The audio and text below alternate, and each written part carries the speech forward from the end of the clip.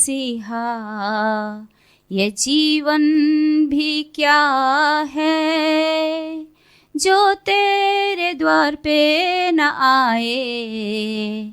ये जीवन भी क्या है, जीवन मैं देता हूँ तुझको, तेरा ही आशा है मुझको। अपने गले से लगा कर अपने राह में चला दे, तुझ बिन मेरे है मसीहा, ये जीवन भी क्या है जो तेरे द्वार पे न आए। ये जीवन भी क्या है। जय यीशु सबों को पिता, पुत्र और पवित्र आत्मा के नाम पर आमीन। लूकस के अनुसार सुसमाचार अध्याय 20 वचन संख्या हम 17 से सुनते हैं। लिखा है, कारीगरों ने जिस पत्थर को बेकार समझकर निकाल दिया था, वही कोने का पत्थर बन गया है। जो उस पत्थर पर गिरेगा वह चूर चूर हो जाएगा, और जिस पर वह पत्थर गिरेगा उसको पीस डालेगा। मेरे प्यारे भाई और बंधु, इस वचन के दौरान प्रभु हमसे बातें करता है, हमारा जीवन को मूल्यवान बनाना चाहता है, और इसलिए ईश्वर इस संसार में मनुष्य जैसे अवतार लिया, जन्म लिया। जब मां मरियम के गर्भ से जन्म होने के लिए ईश्वर का पुत्र आया, मां मरियम को जगह नहीं मिला। यीशु को जन्म देने के लिए किसी ने जगह नहीं दिया। जब यूसुफ और मरियम जगह ढूंढ रहे थे यीशु को पैदा करने के लिए, जन्म देने के लिए, तो किसी ने दरवाजा नहीं खोला। एक व्यक्ति ने खोला, पर उसने उसे गौशाला में उसे दिखाया। देखिए, लोगों ने उसे तिरस्कार किया। लोग यीशु को आने का समय उन्होंने नहीं पहचाना, और इस तरह से यीशु हमारा मुक्तिदाता गौशाला में जन्म लिया। हम अपने जीवन में कई बार यीशु को तिरस्कार करते हैं, जो हमारा जीवन को एक बहुमूल्य बनाना चाहते हैं। पंडितों ने भी यीशु को क्रूस पर लटकाया। इस जगह में, इस धरती पर, इस संसार पर जब वह अवतार लिए, यीशु स्वर्ग की बातें सुना रहे थे, हमारी मुक्ति के लिए उपदेश दे रहे थे। लेकिन शास्त्री और पंडितों ने यीशु का शुभ संदेश को स्वीकार नहीं कर पाया, और इसलिए यीशु को क्रूस पर चढ़ा दिया, क्रूस पर मार डाला, क्योंकि उन्होंने सोचा कि यीशु बेकार का सुसमाचार सुनाया, बेकार का सुनाते हैं, बेकार का उपदेश देते हैं, यीशु बेकार है। इसलिए उन्होंने नारा लगाया, यीशु को क्रूस पर चढ़ा दो, यीशु को क्रूस दिया जाए, और यीशु को क्रूस पर लटक कर मरना पड़ा। मेरे प्यारे भाइयों बंधु, एक महिला अपनी साक्षी में बताती है कि जब मैं यीशु को नहीं जानती थी, मुझे बताया गया कि यीशु मुक्तिदाता है, वह जीवन देने वाला है, वह चंगा करने वाला ईश्वर है। जब मैंने एक रिट्रीट में भाग लिया तो मैंने देखा यीशु क्रूस पर लटकाए हुए हैं, उसके बदन से लहू बह रहा है, उसके सिर पे कांटों का ताज है। मैंने ऐसे देखा, मुझे अनुभव हुआ कि मैं गलत जगह में पहुंच गई हूं। ये बेकार का कहावत है, बेकार का कहानी मैंने सुनी है। इसलिए अपने पतिदेव से कही, चलिए हम इस जगह से वापस जाएं, क्योंकि यह जगह अच्छा नहीं है। जिसको आपने मुक्तिदाता को बोलकर मुझे लाया, वह बकवास है। लेकिन नहीं,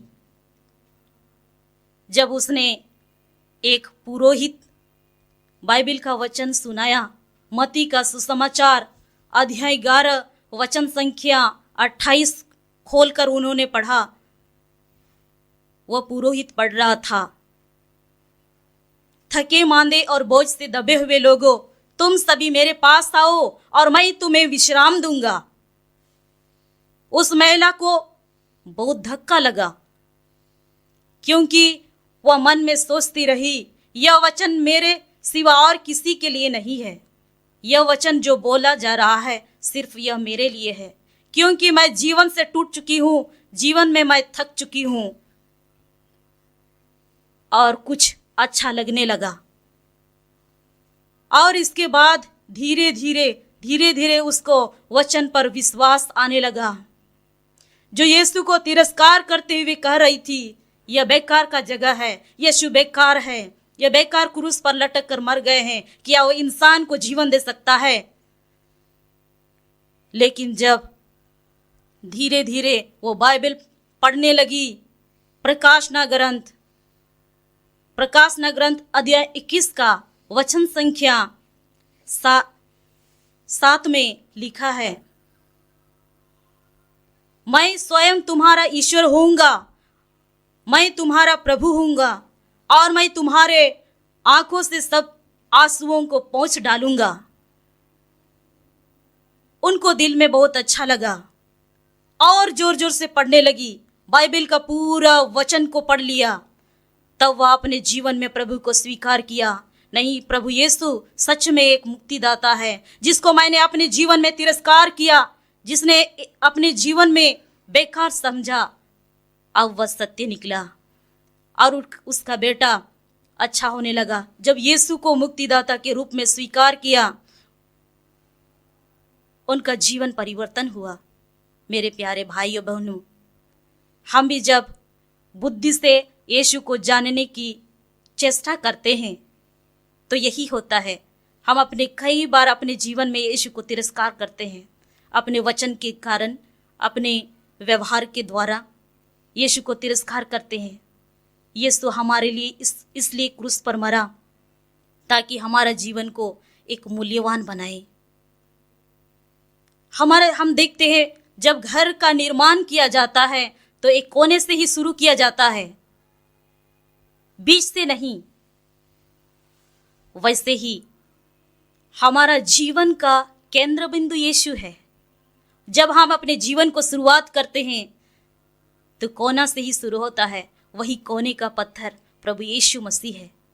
हमारे जीवन में वही कोने की पत्थर की आवश्यकता है जिसे हम बेकार समझते हैं। मेरे प्यारे भाइयों बंधु, वही पंडितों और शास्त्रियों जो यीशु को क्रूस पर चढ़ाया था, यीशु ने यही कहा, बाइबल में यही लिखा है, जो उसे क्रूस पर लटकाया वे भी उसे देखेंगे, उसकी ओर आकर्षित हो जाएंगे, और जो देखेंगे उसे मुक्ति मिलेगी। जिस डाकू ने यीशु को छेदा, भाला से मारा, जब उनकी ओर देखा, उनका लहू उनके आंखों में लगा, उनका आंख अच्छा हुआ। उन्होंने पश्चाताप किया, अपने मन में खूब पश्चाताप किया और कहा, मैंने क्या किया। देखिए, हम करने की बात पश्चाताप करते हैं। करने से पहले सोचना चाहिए कि मैं क्या करने वाला हूं। मैं ठीक सोचता हूं, ठीक बोलता हूं, जो करता हूं ठीक सोचता हूं या करता हूं, यह अच्छा है कि नहीं। लेकिन प्रभु सब कुछ क्षमा करता है, क्योंकि हमारा परमेश्वर सजा देने के लिए नहीं, इस पृथ्वी पर बदला देने के लिए नहीं, बल्कि वह हमारी मुक्ति के लिए आया है। बाइबल हमें यही सिखाती है। यीशु मसीह संसार में आया तो हमारे पास सिर्फ इस वचन को छोड़ के गए, ये बाइबल का वचन को छोड़ के गए। यही बाइबल का वचन में यीशु मसीह को प्राप्त करते हैं, उसे पाते हैं। इसलिए जो कोई इस वचन को पढ़ते हैं, सुनते हैं, उनका जीवन परिवर्तन होता है, उनके जीवन में बदलाव आने लगती है। क्यों? क्योंकि हमारा प्रभु आज भी जीवित है। बहुत सारे लोग अभी बाइबिल को तिरस्कार करते हैं, बाइबिल को सुनना नहीं चाहते हैं, यीशु मसीह को जानना नहीं चाहते हैं। जब वे लोग सुनते हैं, उनके हृदय में घमंड, क्रोध, ईर्ष्या आने लगती है। क्यों? क्योंकि यीशु मसीह को मूल्यवान नहीं समझते हैं, बेकार समझते हैं। इसलिए आज भी बहुत लोग कहते हैं ये बेकार का धर्म है, बेकार यीशु को अनुसरण करते हैं। बेकार का नहीं भाई, मेरे बंधु, यीशु मसीह हम सबों को एक जीवन, नया जीवन देने के लिए आया, जो हमारे जीवन को खराबी से परिवर्तन कर एक मूल्य बनाता है, एक नुकीला बनाता है। इसीलिए वह इस संसार में जन्म लिया। नहीं तो ईश्वर का कोई जन्म लेना, इस संसार में दुख भोगना और मर जाना नहीं था, क्योंकि वो हमको प्राप्त करना चाहता था, क्योंकि वो हमको प्राप्त करना फिर से चाहता है। हमारा संबंध, हमारा रिश्ता को फिर से जोड़ना चाहता है, पर हम नहीं, हम दूर दूर भागना चाहते हैं। यीशु हमको ढूंढता है, हम उससे दूर भागते हैं। यीशु फिर से अपने बाहों को फैलाकर कहता है, मेरे पास आओ। इसलिए क्रूस पर देखते हैं, यीशु का हाथ पूरा का पूरा फैला हुआ है। इससे हम समझ सकते हैं कि प्रभु सबको प्रेरणा देते हैं, सबको प्रेरित करते हैं। या जो भी हो, वो जैसे भी हो, या पापी हो, या बीमारी हो, या लाचार हो, या दरिद्र हो, जो भी हो, प्रभु बुलाते हैं सबको। प्रभु ने किसी से पक्षपात नहीं किया, और इसलिए कहता है तुम सब मेरे पास आओ। प्रभु ने केवल सिर्फ हमको नहीं, ईसाइयों को नहीं, बल्कि सबको बुलाते हैं। इसलिए बाइबल में सच में लिखा है, प्रभु कहता है तुम सभी मेरे पास आओ, मैं विश्राम दूंगा। क्योंकि हम अपने जीवन में, अपने जीवन का सुधार, पश्चाताप नहीं चाहते हैं, केंद्र बिंदु प्रभु को नहीं बनाते हैं। इसीलिए कई बार हम बिगड़ जाते हैं। आइए मेरे प्यारे भाइयों बंधु, उस मसीह की ओर आकर्षित हो जाएंगे, उस मसीह की ओर आकर्षित हो जाएंगे जो कोने का पत्थर बना है, जो कोने का पत्थर निकाल दिया गया है, उसे अपने जीवन की केंद्र बिंदु को बनाएंगे, यीशु मसीह को जगह देंगे। तो हमारा जीवन का जो घर है, जिसे प्रभु ने जीने के लिए हमें दिया है, ये जीवन, उसको नया करने के लिए, उसको एक अच्छा नमूना बनाने के लिए अपने जीवन में प्रभु को जगह दे, प्रभु को स्वीकार करें।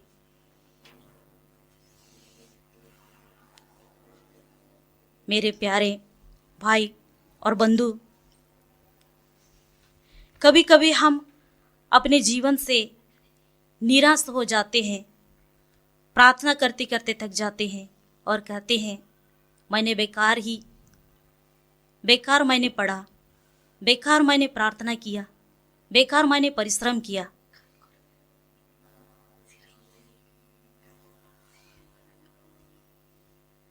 लेकिन नहीं, बेकार नहीं, कभी बेकार होने नहीं देगा। हमारे प्रभु, क्रूस पर मरने वाले प्रभु कभी बेकार होने नहीं देगा, हमारा जीवन को कभी बेकार होने नहीं देगा। इसलिए उसने अपना जीवन को क्रूस पर बलिदान दे दिया।